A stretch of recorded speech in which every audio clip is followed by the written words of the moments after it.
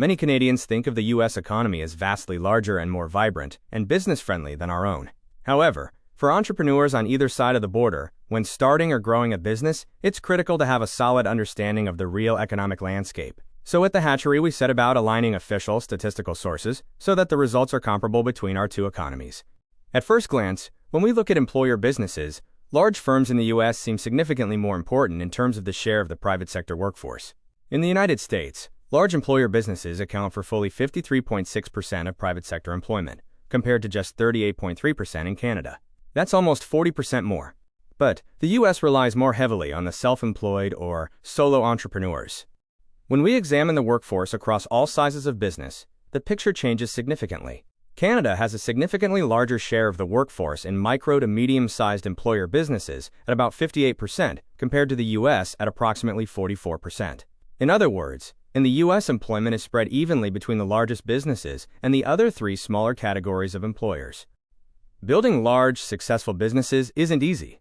Perhaps not surprisingly, these very large businesses account for a greater percentage of employment in the U.S. than they do in Canada.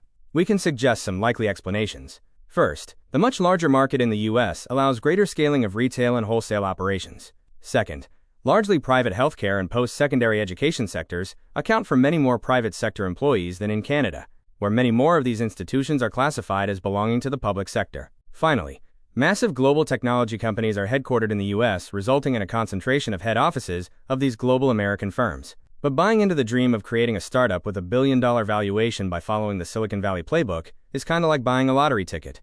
In case no one ever told you unicorns are mythical creatures, it turns out that it may actually be easier to scale a small technology startup in Canada.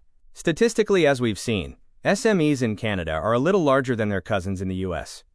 Why is that? Not only are Canada's small business corporate tax rates the lowest in the G7 because of our small business deduction, but we have significant cash incentives for doing experimental development in Canada.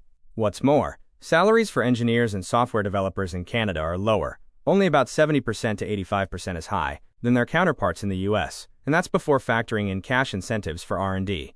Scaling a startup through the various stages of growth isn't easy.